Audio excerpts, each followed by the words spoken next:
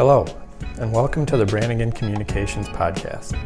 On today's inaugural episode, Assistant Account Executive Grace Gregg and Account Director of Digital Strategy Griffin Goda, that's me, discuss the 4 rules of improv and how we can use them and how they can apply to work, professional development, and just day-to-day life. Enjoy the show.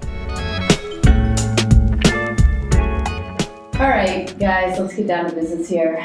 So welcome to the inaugural Brannigan Communications Podcast. I'm honored to have you two as our first guests, and I mean that sincerely. So just a little background on the Brannigan Podcast, how it came to be. Part of the professional development here at Brannigan Communications is pairing up random staff members to do presentations during our bi-weekly staff meetings. And the duo or trio can come up with any topic of their choosing. Obviously, the goal is to educate and share expertise among different staff members, but people have been extremely creative. I think the breakfast pancakes was probably the highlight. No one remembers what the presentation was about, but the pancakes live on. Most recently, 2 of our staff members, Griffin Goda and Grace Gregg, did a presentation on improv and bringing improv into the workplace and how that can benefit us. So we're just going to get together and talk a little bit about that, how the concept came to be. Before we jump into it, I do have a couple of ground rules that I want to make sure we're all okay with. We have terms as well. All right, excellent. First of all, whatever question I ask, I expect an answer. There's no not answering a question. No, I'm just kidding. Is that an improv joke? That's right. I learned that in this really great presentation on improv that you guys did. So you can't not answer a question. Well, you were an active participant in I was a participant against my will. Second thing I want to say is that Griffin, you seem like the least likely person to do a presentation on improv, so I'm going to need some background on that. But anyway, let's let you guys jump in and share how did you come up with the idea and why did you think improv in the workplace would be a good idea?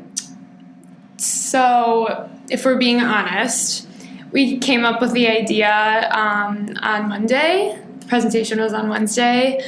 Monday afternoon, I was looking ahead to see who was presenting that Wednesday, and I saw our names down. So I went into Griffin's office to see if he knew anything about this, and he did not. So he said, that'll be fine. We'll just improvise. And that got us thinking. And something that I had just recently read Tina Fey's book, and she talks about the rules of improv and how you can relate them back to your life. And so that was something that I presented. And so this was a true improv situation. Yes. It was Monday. You needed to present on Wednesday what was going to happen, and that's how it started. Yeah. Okay. Yeah, as far as the topic, it kind of just worked. It just kind of became itself because we didn't have a lot of time. The idea of just having to improv potentially through a presentation without knowing what we're doing seemed very likely. And then actually thinking about the improv idea as a whole by itself, it kind of started to make sense to us a little bit. And then Grace had some prior experience with the topic with Tina Fey's book and that one conference that you went to. Mm-hmm. So it just kind of turned into like, we'll just make up our way through this to, this is actually a decent topic. Were you worried about the reaction of the staff? Never. No. We actually, Why not? I think once it started, I think the biggest thing with these presentations is coming up with an idea. Like that's the hardest hurdle, right? So once you get that, then it's just structuring your presentation and what you want to talk about, and they usually have an activity or two, so then you're just filling in the actual presentation, but the idea is the hard part. So I think once we had the improv idea, it's okay, how can we apply these 4 rules? And then what are some fun things that we can do with improv? So we weren't really worried at all. We thought it was going to be pretty fun because we knew we were going to eventually make people try to do improv. And that would be fun for us.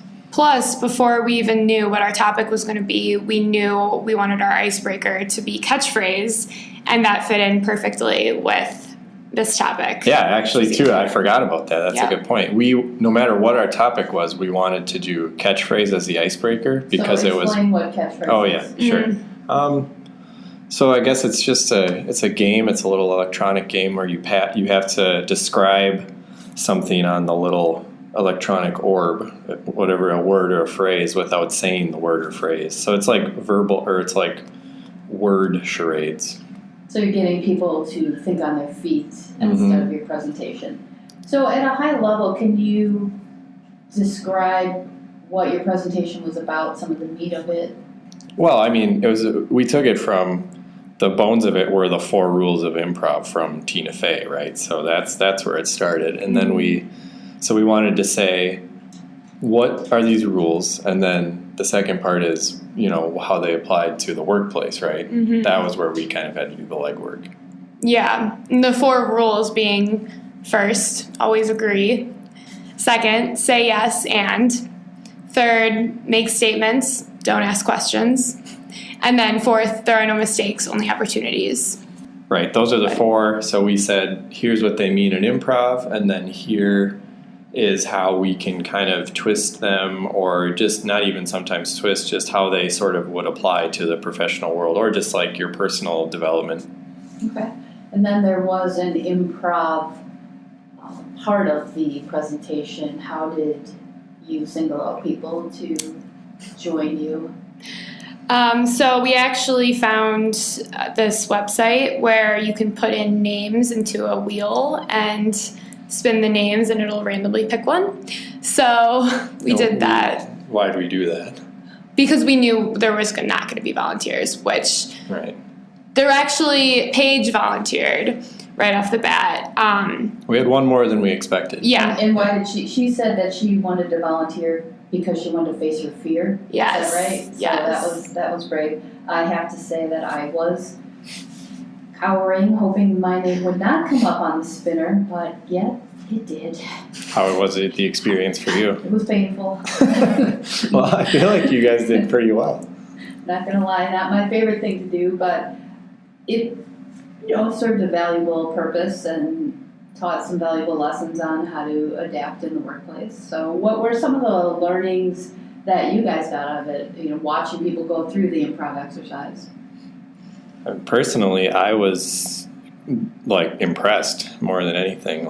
I don't know how good I would be at that, and especially the first one, Paige and Jake. Mm-hmm. They just really riffed off each other well, and it was just second nature. I think my takeaway was, if you really kind of you really have to let yourself go and be in the scene. You can't really think with any sort of blinders on, and I feel like they did a good job of that and just kind of really sinking into it. Mm-hmm. Yeah, and syncing with each other. Well, it's important to just really totally invest in the scene. I feel like if Sure. if you're even 10% concerned about what people are reacting around you or something like that, it's just not going to work as well. Yeah.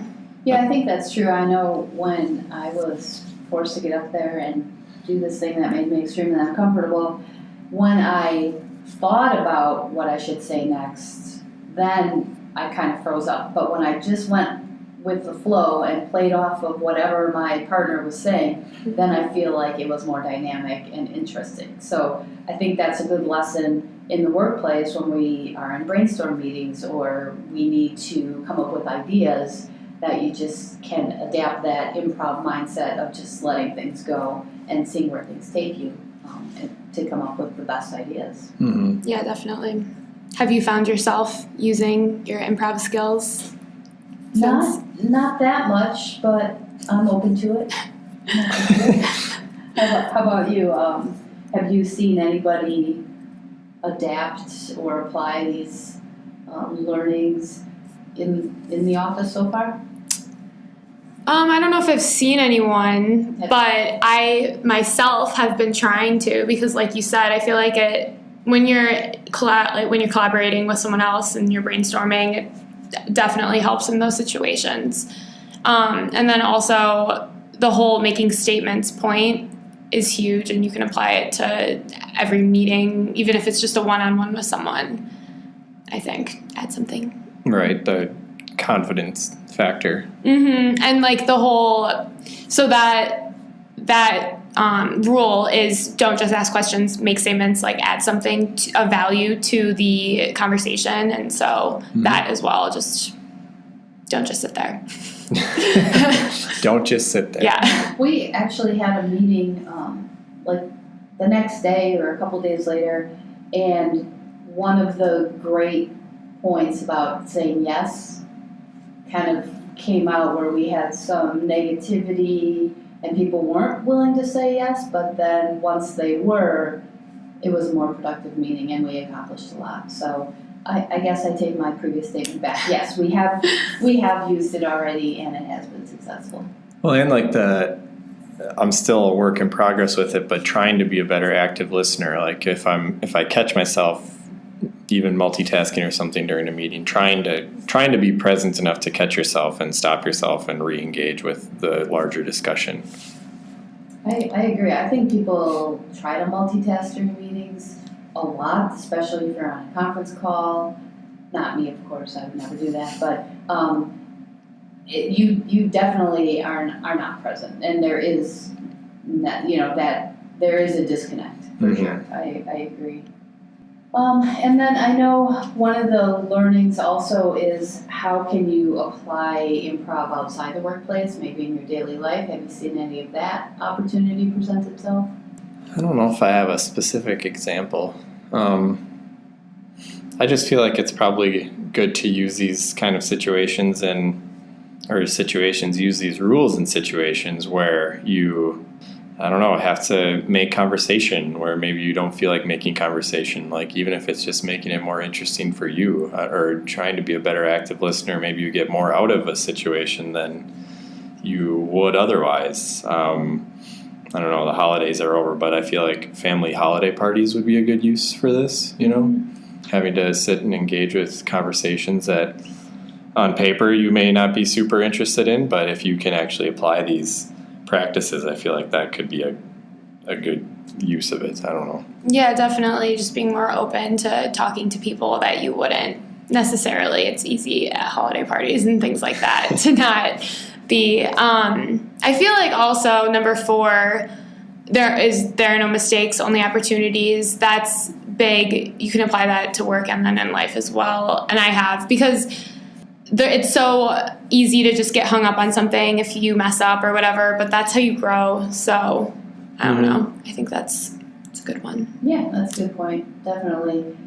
If people didn't make mistakes, they wouldn't really grow as much as they do when they do make mistakes. I've seen that many, many times. Absolutely. Yeah, that's the best opportunity, really, to grow. Yep. Mm-hmm. So I know that your presentation inspired a possible team outing of improv, like the whole just breaking office. News. No, but I believe that I was successful in derailing that. Oh, wow! Were you? Thank God. Right. I'm fully willing to help you out at staff meeting. That's some real power there. Yeah. Had to try to get that one off the books. So, no, I'm just kidding. All right. Anything else about the presentation or the feedback from the staff besides my overwhelming negativity? Did other people come up to you afterwards and say that they liked it or give you any feedback at all? Yeah, a few people did, specifically people that were not chosen to go do the improv, which could have something related to it. But they said they enjoyed it and it was something different. Like Griffin said, I think there's so much pressure now to come up with a good topic that I felt confident with that and we nailed that. So I don't know. I think overall it was a good success. You guys were a good team. Yeah, it's always fun when something like that comes together. Even especially on a deadline or something where it just is like you go from not knowing what you're going to do at all to, oh, this is a good idea and this is how it's going to work, and it just kind of flows. Like I thought we turned nothing into something pretty well. Mm-hmm. Yes. I agree. And super useful for the workplace because we do have a lot of meetings and brainstorms and we need to put ideas in front of our clients and they look to us for ideas. So being able to create an environment where people can feel comfortable throwing out ideas and coming up with things that no one person can think of on their own is extremely valuable. So Yeah, it is truly important. It's if people don't feel confident enough to share their ideas because they don't feel empowered enough, or they feel like it's going to get shot down, or they just feel like it's not going to get heard, like that's not a good culture at all. That's where you just have silos and people just staying to themselves. So if you can get past that, where everybody at least feels like they're heard, and then okay, we'll hear an idea and we can judge it on its merit, and then we're kind of getting past the point where people are not feeling like, oh, should I say something?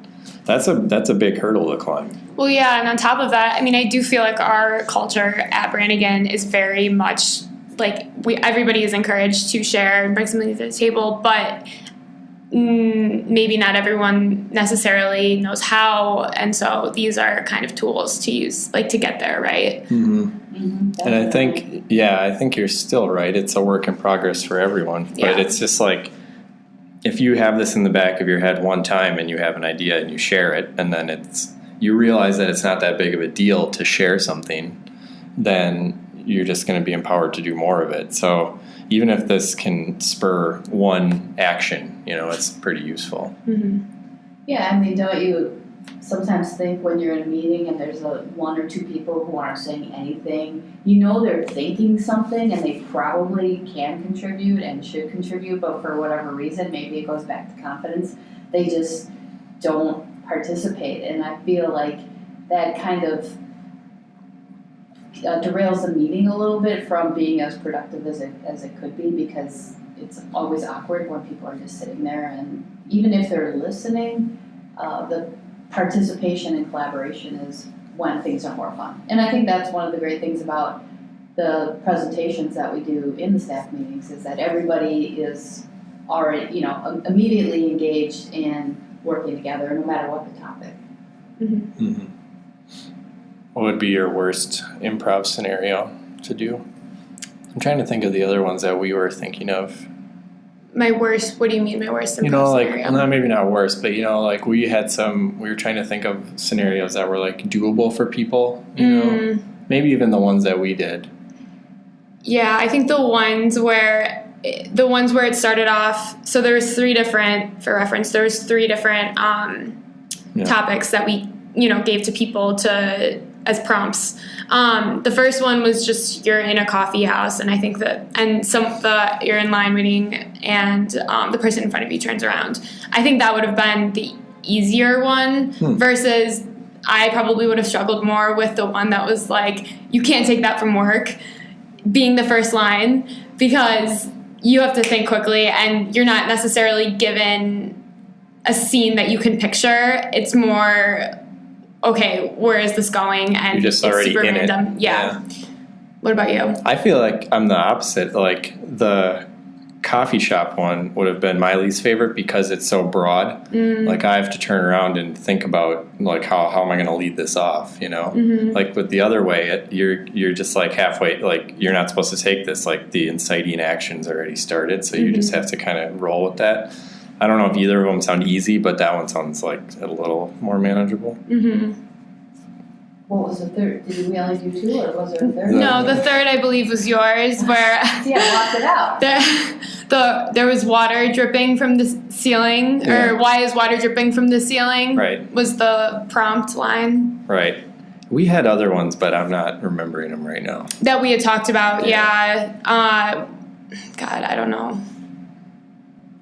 I don't remember. For another time. Yes.